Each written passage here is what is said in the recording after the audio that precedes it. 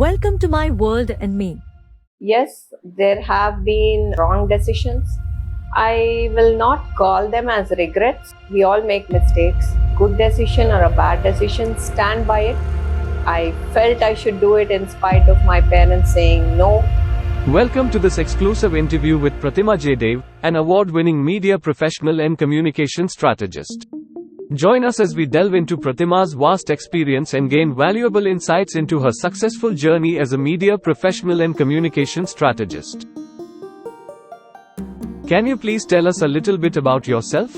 I'm a media professional with over 2 decades of experience. I've worked in different verticals, beginning with the corporate sector. I've been in education field. I've also worked in media, both in India and in US. Can you please tell us about your educational background? I have about 3 diplomas and 2 masters. I'm in the process of finishing my 3rd master's. So my diplomas are in computer science, mass communication and journalism. I have a master's in English literature from Osmania. I have done my master's in film studies from American University, Washington DC, US. And I'm in the process of finishing my MA in psychology. This is something which I started during COVID. So I'm in the process of finishing that. Which profile do you find most appealing? Filmmaking is something which I wanted to do since my childhood. I think when I was in my 5th or 6th grade, I went along with my dad to FDC. He had a meeting. He made me sit in the projection room until he finished the meeting. So it was more than 1 hour. I was getting bored, so the person in the projection room made me watch a movie through that hole. So that's when I decided, okay, when I grow up, I want to be a filmmaker and I want to make children's films. I'm yet to make children's films, but over a period of like 20 years of my work experience, all that I've seen around me and all that I've learned and experienced, apart from children's films, right now my interest, and I'm also very keen on writing very strong women characters and making women-oriented films. So during COVID, a friend of mine, my degree friend who used to travel with me during my journalism research project, she knows that I write well. I used to publish stories in newspapers and other places. So she was like, why don't you start writing again? So I started writing short stories and sending it to different anthologies, and they've got published. So I felt, I should work on my first book. And when I decided to do that, the first thing that came to my mind was to write about women who have braved, challenging health conditions, either for their own self and or for their loved ones or family members, and still they are not stopping what they want to do in life. What is your first story or film content? The first short story which got published just before COVID, it's called Uplifting Fall. The inspiration is my mom. After my mom passed away in 2016, one day she came in my dream and she was trying to tell me something. Because being the eldest, I had to handle a lot of things at home. After she passed away, I had to handle a lot of people. But, I had very few people that I could bank on to overcome the stress that I was going through after mom. So I felt probably she's signaling something to me, and I picked up one instance from my childhood where she gave up everything only to ensure that I recover well from a small health condition that I had. And I made that as my short story. It is published in an anthology called Biryaniyat, which is published by my Hyderabad Readers and Writers Group. So the story is called Uplifting Fall. Who was a person who had a positive impact on your life when you were in school? It's my school principal, Marcina Nelson. She is no more now.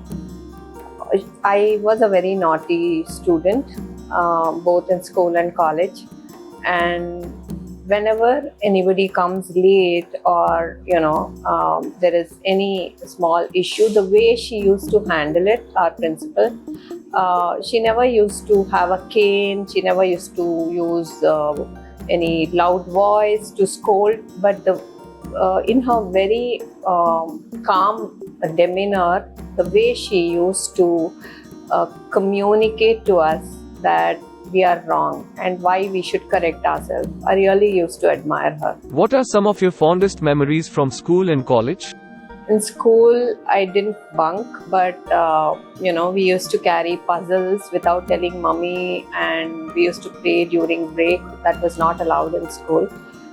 We used to do that. And in college, during my +2, my dad got me a bike. So 1 week, he followed me in his car when I used to go to college to ensure that I'm not riding it very fast. Just that 1 week, I was very good. But after that, I used to take 2 people on my sunny and always get caught by police. And during graduation, I used to bunk. But I used to ensure that my attendance doesn't fall and the complaint doesn't go home. And I used to attend all the unit tests. I used to bunk with my degree friends and go for movies. And in our Hindi class and sociology class in the backbench, we used to eat samosas and do all kinds of hangama because the teacher was boring. Do you still keep in touch with any of your childhood friends? Yes, I'm in touch with most of my friends. Some of them ping me on a regular basis. We meet, all those who are in Hyderabad and in India, and all the others who are in other countries. Now technology is there, so we do a Zoom call, or when I visit them or they visit India, we do catch up, yes. Could you please tell us about your parents and how they have influenced you? Both my parents have always been very supportive of whatever me and my sister wanted to do in life. They did hear a lot of criticism even from our own relatives, because all my relatives, they're either teachers and their kids are into engineering. It's only me and my sister who chose different profession. I chose filmmaking, media career, and my sister is a doctor. How would you describe the love that your dad and mom have for you? My mom used to be more like a friend to us. Whatever we can't tell dad, we used to go to mom. My dad, he's a very, very protective father. He still is. But at the same time, he has never said no to whatever decisions we have taken in life. His support has always been there. And, when people look at us, they feel that we are friends more than father and daughter. I am the eldest grandchild at home. My grandfather used to make sure, he was a Telugu Pandit, but he learnt English on his own, and during summer he used to make sure that I sit with him and work on my grammar. I attribute my language skills to my grandfather, and my grandmother was a social teacher. She was also a very strict teacher. Could you please tell us about your relationship with your siblings and the most important people in your life? My sister is a doctor. She is practicing, she lives in US, in Chicago. She's done her MD in internal medicine. As a doctor, she has very good reputation. All her nurses and her hospital staff send thank you notes from time to time for her. But when it comes to, our relationship, yes, we fight a lot. Even till date, we have 6 years age difference, but still we fight a lot. And she is there for me always, and sometimes she behaves more maturely than me when I feel low, and vice versa. So yeah. Could you please tell us about some of your goals and dreams in life? I wanted to go abroad and study, do my master's in film studies. So I did do that, and I wanted to make films, where children are involved. I'm yet to make my feature film, but I have been doing a lot of work with NGOs who work with children. So that gives me a lot of satisfaction. And yeah, there are many more, and there is more time to achieve all of them. Which of your roles do you enjoy the most? Content creator, teacher, or manager? My first love is filmmaking when I'm on the set and calling the shots. And the second thing I enjoy is teaching. I do a lot of soft skill training, because when you do soft skill training, you're not just, talking to your participants, students about a subject, but you're motivating them and you are mentoring them. So the happy faces that I see when they walk out of the class, in a offline class, or if it's online, all the comments I receive in the comment section is what gives me satisfaction. What is your favorite content that you've created? Whenever I work with NGOs, there is a lot of learning as well as unlearning to do, because recently I worked on a film for Home for the Disabled, and now I'm working on a biography of Dr. Mamta Raghuveer, who is the technical director of Bharosa at Telangana Police, and she also has her NGO Taruni. When I work on these kind of projects, human interest stories is always attracted me. And when on the field, the learning that as a filmmaker I get from all these people really gives me a lot of satisfaction. Could you please provide an update on the activities you are currently involved in for your projects? So Koto app is, the full form is coming together. It's a new app which is being built on Web3 technology, and this app is exclusively for women. There are 3 founders for this. One of them is Tarun Katyal, who is the brainchild behind big shows like Jassi Jassi Koi Nahi, and he's worked in a lot of media companies like Big FM and Z5, etc. He is one of the founders, and the other 2 are Aparna Achrekar and Rajneel Kumar. I'm an ambassador in Hyderabad. I'm representing them in Hyderabad as an ambassador, and the reason I got associated with them is because I know a lot of my friends who have their accounts on other social media platforms like Instagram and Facebook and other things, but they hesitate to post things out there because they will be trolled, or someone will pass negative comments. And on Koto, that problem is not there, because this is a safe space for women to interact, to support each other, and you can also monetize your content here.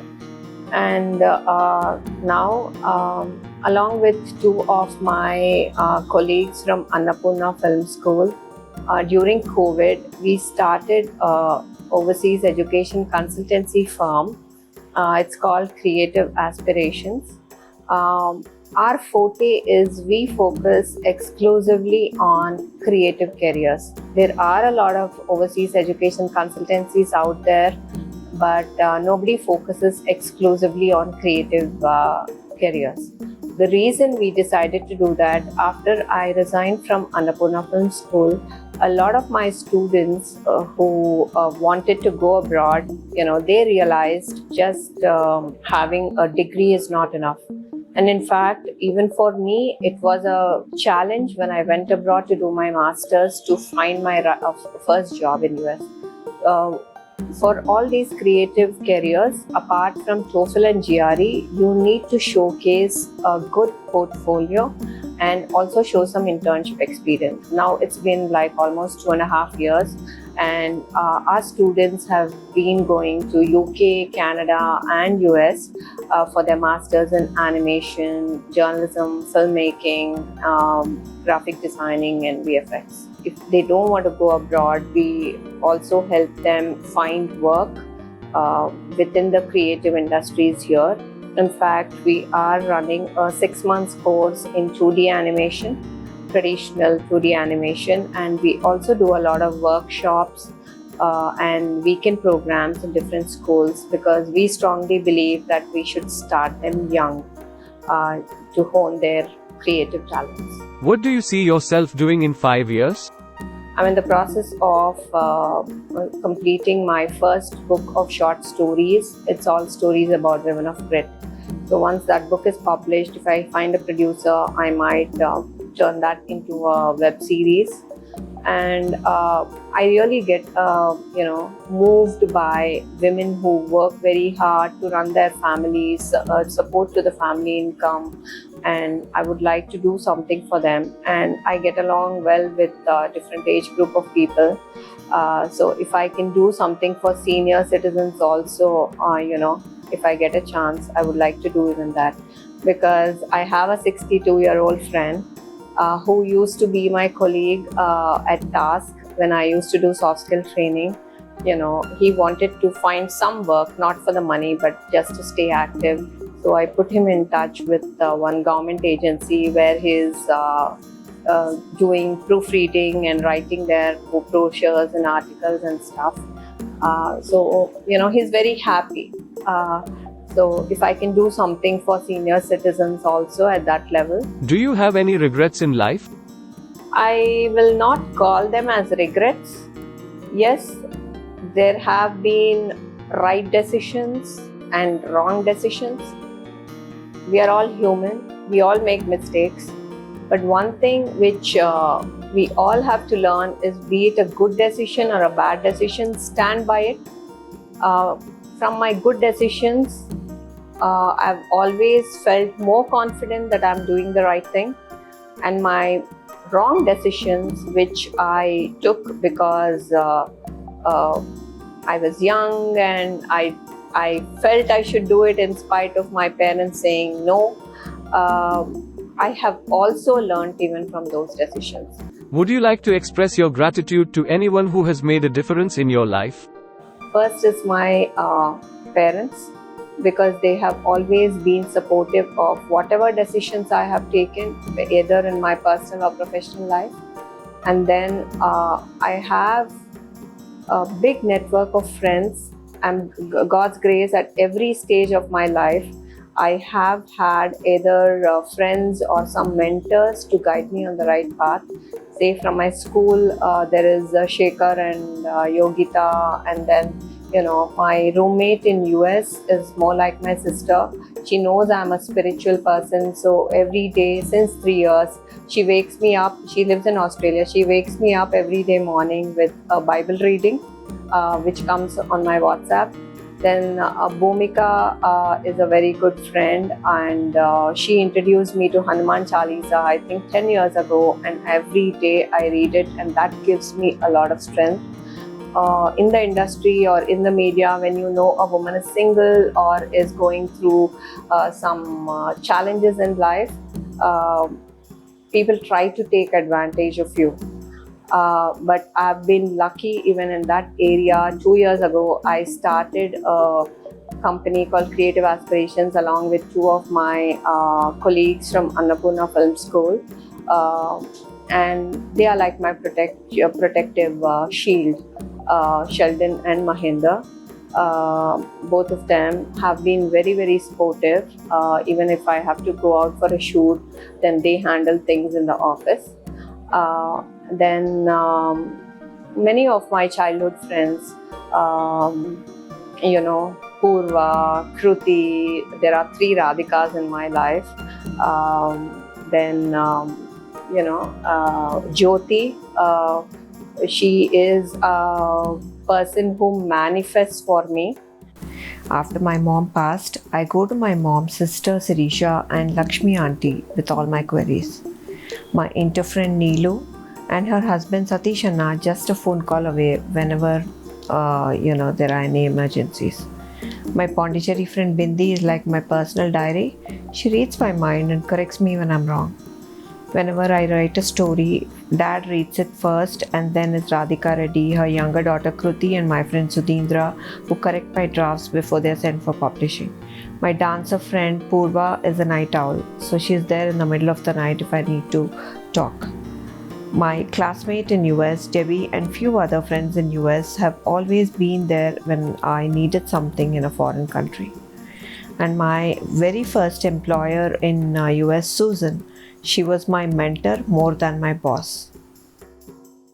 I strongly believe in one of Gandhiji's quote: strength does not come from physical capacity, it comes from an indomitable will. So whenever women or anybody who tell me, I'm not made for it, I can't do it, I just tell them this quote, and usually I use this as my signature in my email also. I strongly believe in it.